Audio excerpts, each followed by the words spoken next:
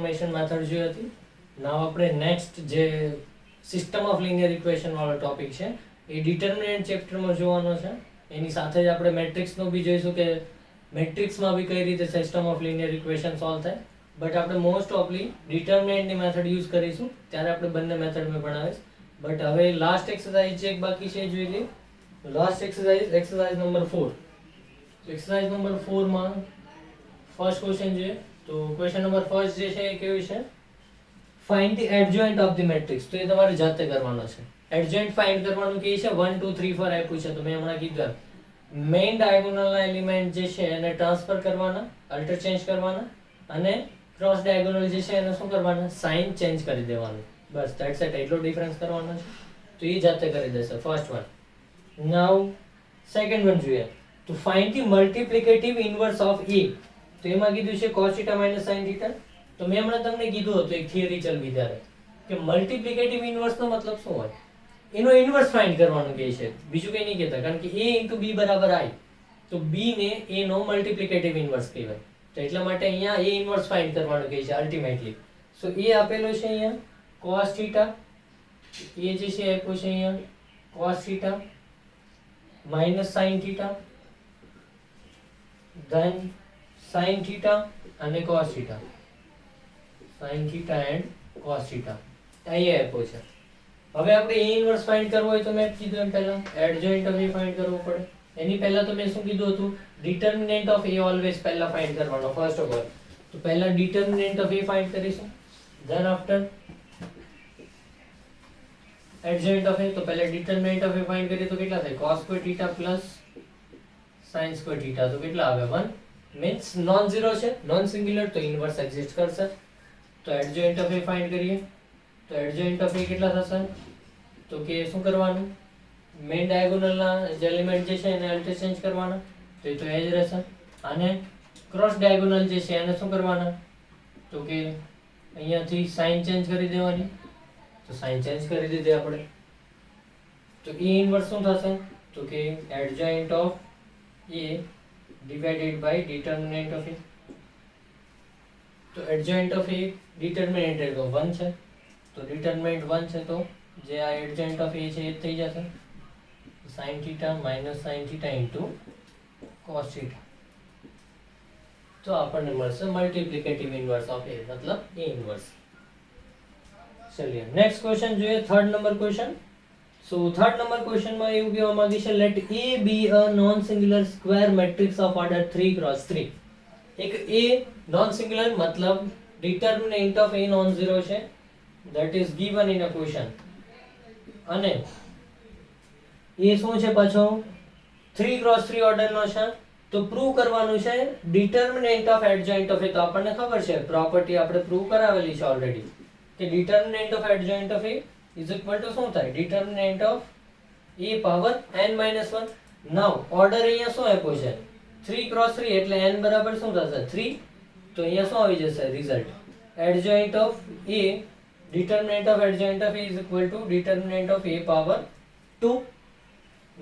3 - 1 મતલબ શું થઈ જશે 2. તો આપણે એ જ પ્રૂવ કરવાનું હતું કે determinant of adjoint of a is equal two determinant of a power 2. તો એ પ્રૂવ થઈ ગયું. નાઉ ફોર્થ નંબર ક્વેશ્ચન. સો ફોર્થ નંબર ક્વેશ્ચનમાં કીધેલું છે આપણને કે find the inverse of the matrix 2 - 2 4 3 if exist. અગર એક્ઝિસ્ટ કરતો હોય તો શું કરવાનું, પહેલા તમારે ડિટર્મિનન્ટ ઓફ a ચેક કરવાનું. અગર 0 આવી જાય તો એક્ઝિસ્ટ નહીં કરે. અગર નોન ઝીરો આવે છે મીન્સ નોન સિંગ્યુલર છે તો ઇનવર્સ એક્ઝિસ્ટ કરશે. તો તમારે એડજોઇન્ટ ઓફ a ફાઇન્ડ કરવાનો and then after a inverse find કરવાનો. ચલિए now we see the fifth number question. Fourth number आप जाते करशो. फिफ्थ नंबर क्वेश्चन જે છે જોઈએ હવે.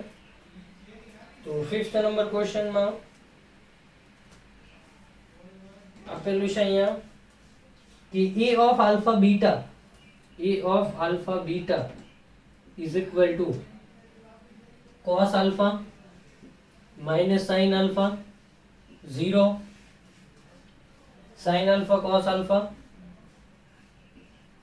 and 0 0 e raised to beta.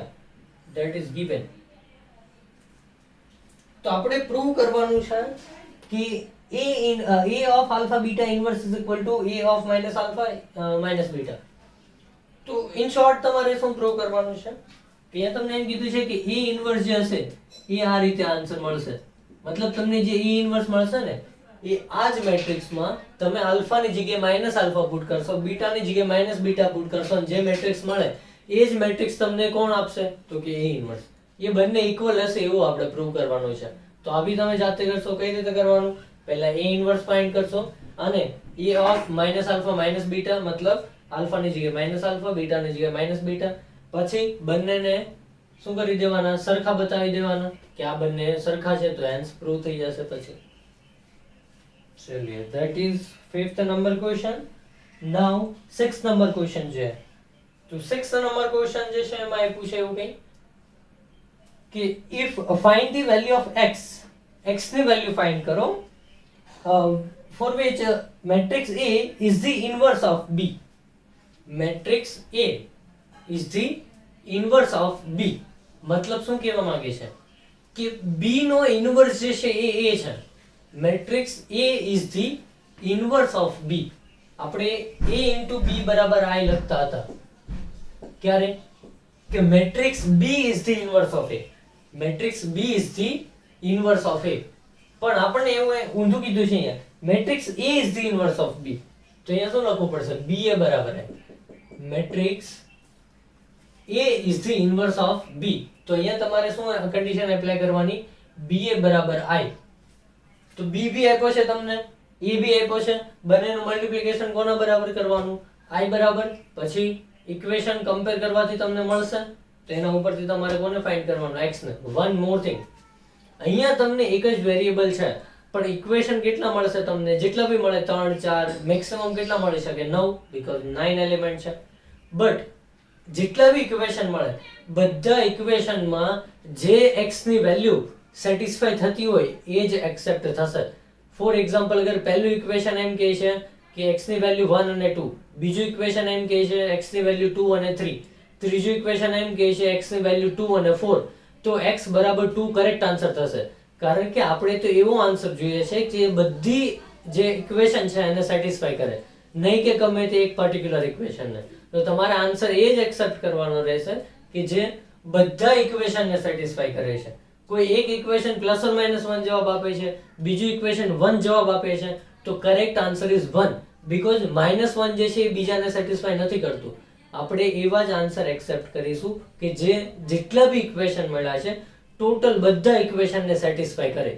A answer આપણો ફાઇનલ આન્સર થશે. તો તમારે એક વસ્તુ ધ્યાન રાખવી કમ્પેરિઝન કરતી વખતે, બધા ઇક્વેશનને સેટિસ્ફાઈ કરતો આન્સર એને જ કરેક્ટ માનો. ચલે નેક્સ્ટ આપણે પ્રોસીડ કરીએ 7 નંબર ક્વેશ્ચન. તો 7 નંબર ક્વેશ્ચન માં તો તમને વેરીફાઈ કરવાનું કીધું છે કે verify that a into adjoint of a is equal to adjoint of a into a is equal to determinant of a into I. એ આપ્યો છે તો એ કોઈ કરવાની જરૂર નથી, આગળ એક એક્ઝામ્પલ માં આવી ગયું છે. સો 7 નંબર ક્વેશ્ચન નથી કરવાનો. 8 number, if a and b are two matrix such that b is equal to 8 number question, b is equal to minus a inverse ba. b is equal to minus a inverse ba. then prove that a plus b whole square આપણે prove કરવાનું છે is equal to a square plus b square. a plus b whole square is equal to a square plus b square આપણે prove કરવાનું છે. નાઉ આ result નો આપણે use કરવાનો છે. તો આપણે અહીંયાથી જોઈએ આ રિઝલ્ટ ઉપરથી તો શું થશે? બંને બાજુ અગર હું પહેલા તો a વડે પ્રી મલ્ટીપ્લાય કરું છું, a વડે પ્રી મલ્ટીપ્લાય કરું છું both side, pre multiply by a, pre multiply by a. તો a વડે પ્રી મલ્ટીપ્લાય કરીએ તો શું થઈ જશે? ab બરાબર minus a into a inverse એટલે i, તો ab બરાબર કેટલા થાય? માઈનસ b થઈ જશે, કારણ કે a into a inverse i into b એટલે b જ થશે. તો આપણને આ રિઝલ્ટ મળ્યું ab બરાબર માઈનસ b. હવે આપણે આનું જોઈએ, આપણે આ પ્રૂવ કરવું છે. LHS આપણું શું છે? તો કે a plus b નો હોલ સ્ક્વેર આપણું LHS છે. તો આને આપણે કઈ રીતે લખવાનું હોય છે કે a plus b into a plus b. તો હવે મલ્ટીપ્લાય કરી દઈએ તો શું થશે a square plus ab plus ba plus b square. હવે આપણે આ રિઝલ્ટનો યુઝ કરીએ કે ab બરાબર માઇનસ ba તો શું થશે આ જે છે આ ઉડી જશે તો વધશે કોણ a square plus b square. આ આપણી શું થઈ જશે RHS કે જે આપણે પ્રૂવ કરવાનું હતું. તો આપણે શું કર્યું જે કન્ડિશન આપેલી હતી ક્વેશ્ચનમાં એનો યુઝ કરીને એ કન્ડિશન આપણે એપ્લાય કરીએ તો પ્રૂવ થઈ જશે a square plus b square. Now next question જોઈએ ક્વેશ્ચન નંબર 9. તો 9 નંબર ક્વેશ્ચનમાં કીધેલું છે કે for any 2x2 matrix if A into adjoint of A, if A into adjoint of A, that is question number 9. So A into adjoint of A is equal to 10 0 0 10, then find the value of determinant of A. આ find કરવાનું છે. તો જો આપણને left side ખબર છે કે A into adjoint of A કેટલા થાય determinant of A into I is equal to 10 0 0 10. now I એટલે 1 0 0 1 એને આપણે determinant of A વડે ગુણો એટલે લેફ્ટ સાઈડ શું થાય determinant of A 0 0 અને determinant of A is equal to 10 0 0 10. તો અહીંયાથી આપણને ડાયરેક્ટ વેલ્યુ મળી જશે કે determinant of A શું હોવા જોઈએ 10. તો આપણે એ તો ફાઇન્ડ કરવાનું હતું કે determinant of A શું હશે તો 10 હશે. તો હેન્સ પ્રૂવ થઈ જશે determinant of A 10 હશે. ચલો નેક્સ્ટ જે છે 10 નંબર ક્વેશ્ચન તમારે જાતે કરવાનો છે. મેં કીધું એ same to same process follow કરવાની. ફર્સ્ટ કોલમ 1 બનાવવાની, ધેન આફ્ટર એનો યુઝ કરીને 0. એ મેં 3x3 માં કરાવ્યું હતું. અગર 2x2 માં છે તો એના કરતા બી ઈઝી થશે કે અહીંયાથી ફર્સ્ટ કોલમમાં પહેલો એલિમેન્ટ 1 બનાવવાનો, આનો યુઝ કરીને આને 0 બનાવવાનો. પછી બીજી કોલમમાં આને 1 બનાવવાનો, આનો યુઝ કરીને આને 0 બનાવવાનો. તો એમાં તો બે જ ઓપરેશન કરવા પડશે. પહેલામાં તો શું હતું કે 3 કોલમ હતી અને દરેક વખતે 2 2 0 બનાવવાના. આમાં તો બેઝ કોલમ અને દરેક વખતે 1 1 0 બનાવવાનું. ચલો તો એ 2x2 માં એ નેક્સ્ટ જે બી નંબર ક્વેશ્ચન છે 10 નંબર ક્વેશ્ચન તો એ જાતે કરી દેશે કે by using elementary transformation method find the A inverse. તો જે આપણે મેથડ ડિસ્કસ કરીએ ફોલો કરવાની. નાઉ 11 નંબર ક્વેશ્ચન. સો 11 નંબર ક્વેશ્ચન જે છે એમાં આપ્યું છે if p is equal to 1 k 3 then after 1 3 3 then after 2 4 4 1 k 3 1 3 3 2 4 4 is the adjoint of matrix Q. P જે છે એ Q નો adjoint છે તો એ ધ્યાન રાખજો is the adjoint of matrix Q. તો P is equal to શું લખાશે adjoint of Q. P is the adjoint of matrix Q. તો P is equal to adjoint of Q. now પછી આપેલું છે કે determinant of Q is equal to 6 that is given. તો find the value of K. K ની value find કરો એવું કીધું છે. હવે K ની વેલ્યુ ફાઇન્ડ કરવાની કીધી છે તો આપણને એક વસ્તુ ખબર છે કે અહીંયા P બરાબર adjoint of Q છે. હવે બંને બાજુ અગર આપણે ડિટર્મિનન્ટ લઈએ તો શું થાય determinant of P is equal to determinant of adjoint of Q. તો determinant of P is equal to આપણને પ્રોપર્ટી ખબર છે determinant of Q નો અહીંયા Q જે છે કયા ઓર્ડરનો છે Q શું છે 3x3 ઓર્ડરનો હશે. તો 3x3 ઓર્ડરનો એટલે n - 1 એટલે કેટલા થશે 3 - 1 એટલે 2. તો determinant of P is equal to determinant of Q નો શું થશે સ્ક્વેર. તો એ થઈ ગયું. અહીંયા પ્રોપર્ટી આપણે યુઝ કરી second number 3 - 1 determinant of Q power n - 1 where n is equal to 3. તો 3 - 1 means 2. તો હવે અહીંયા વેલ્યુ પુટ કરી દેવાની તો કેટલા મળશે 36 તમને. હવે determinant of P is equal to 36 મળ્યું તો determinant of P અહીંથી ગણવાનું. તો determinant of P ગણશો તો કેમાં મળશે K ના ટર્મ્સમાં મળશે ને. તો K ના ટર્મ્સમાં મળશે અને રાઈટ સાઈડમાં 36 છે તો એના ઉપરથી તમારે K ફાઇન્ડ કરવાનું. determinant of P અહીંથી લખવાનું એના ઉપરથી તમને K ની વેલ્યુ મળશે અહીંયાથી. Next we see 12 number question જે છે એ મેં તમને કીધું એમ સિસ્ટમ ઓફ લિનિયર ઇક્વેશન નો છે. સો ધેટ્સ વાય એને આપણે ડિટરમિનન્ટ ચેપ્ટરમાં ભણવાના છે સો ત્યારે જોઈશું. નાઉ 13 નંબર ક્વેશ્ચન જે છે એને જોઈએ આપણે. તો 13 નંબર ક્વેશ્ચનમાં એવું કહે છે કે if A and B are symmetric non singular matrix such that AB is equal to BA. A અને B સિમેટ્રિક મેટ્રિક્સ છે and AB બરાબર BA છે. બે કન્ડિશન અહીંયા આપી છે કે A અને B જે છે ક્વેશ્ચન નંબર 13 A અને B બંને સિમેટ્રિક મેટ્રિક્સ છે and AB બરાબર BA છે એટલે A ટ્રાન્સપોઝ બરાબર A, B ટ્રાન્સપોઝ બરાબર B અને AB બરાબર B એટલી વસ્તુ અત્યારે આપણને આપી છે. then after એમ કીધું છે and A inverse B inverse exist કરે છે then prove that A inverse B inverse is a symmetric. આ સિમેટ્રિક હશે એવું પ્રૂવ કરો. AB બરાબર BA છે એવું બી આપ્યું છે. now A inverse B inverse માટે આપણે જેને બી મેં કીધું હતું સિમેટ્રિક સ્ક્યુ સિમેટ્રિક પ્રૂવ કરવા શું કરવાનું એનો ટ્રાન્સપોઝ લેવાનું. તો નામ ટ્રાન્સપોઝ લઈ આનો. નાવ ટ્રાન્સપોઝ લીધો એટલે ખબર છે આપણને રિવર્સલી ઓપન થશે ટ્રાન્સપોઝ ઓલવેઝ. તો રિવર્સ ઓપન કરીએ તો અહીંયા કેટલા થાય. અને વન મોર થિંગ મેં પ્રોપર્ટી બી લખાવી હતી કે A ઇન્વર્સ નો ટ્રાન્સપોઝ બરાબર A ટ્રાન્સપોઝ નો ઇન્વર્સ. ટ્રાન્સપોઝ અને ઇન્વર્સ ને ઇન્ટરચેન્જ કરી શકાય. તો અહીંયા લખું છું B ટ્રાન્સપોઝ ની પાવર -1 અને A ટ્રાન્સપોઝ ની પાવર -1 એટલે B ટ્રાન્સપોઝ એટલે B આપ્યું છે સવાલમાં અને A ટ્રાન્સપોઝ એટલે A આપ્યું છે સવાલમાં. તો આપણને શું મળ્યું B ઇન્વર્સ A ઇન્વર્સ મળ્યું. હવે B ઇન્વર્સ A ઇન્વર્સ મળ્યું ત્યાંથી અગર હવે આપણે B ઇન્વર્સ A ઇન્વર્સ શું લખી શકશું તો કે B inverse A inverse that can be written as AB whole inverse. તો એને આપણે લખી દેવાનું કે AB નો શું હશે હોલ ઇન્વર્સ હશે. તો AB હોલ ઇન્વર્સ.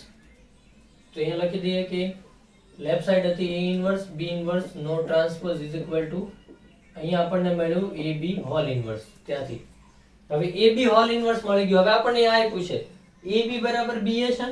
તો AB બરાબર BA રિઝલ્ટ અહીંયા યુઝ કરો. AB બરાબર BA ની -1. હવે પાછું ઇન્વર્સમાં શું હોય રિવર્સલી ઓપન થાય. તો A ઇન્વર્સ B ઇન્વર્સ એનો મતલબ શું થાય જો જે મેટ્રિક્સ હતો એનો ટ્રાન્સપોઝ લીધો એ જ મળ્યો તો એ શું હોય સિમેટ્રિક. કારણ કે પ્રોપર્ટી શું છે જે મેટ્રિક્સ નો ટ્રાન્સપોઝ લેવે એનું એ જ મળે તો સિમેટ્રિક. જે મેટ્રિક્સ નો ટ્રાન્સપોઝ લેવે અને ઓપોઝિટ મળે તો એ સ્ક્યુ સિમેટ્રિક. તો આપણને અહીંયા જે મેટ્રિક્સ નો ટ્રાન્સપોઝ લીધો એનું એ જ મળ્યું ધેટ્સ વાય સિમેટ્રિક હશે. તો આ પ્રૂવ થઈ ગયું કે A ઇન્વર્સ B ઇન્વર્સ જે હશે એ શું હશે સિમેટ્રિક મેટ્રિક્સ હશે.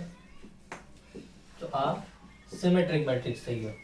નાઉ last question of the chapter 14 number question જે છે એમાં કીધેલું છે કે if E is equal to 0 to 3 14 number question માં આપ્યું છે if E is equal to 0 to 3 find the એ આપ્યો છે અને આપણે ફાઇન્ડ કરવાનું કીધું છે કે A into adjoint of A 14 number question માં A into adjoint of A અને into પાછું A inverse હો આપેલું છે.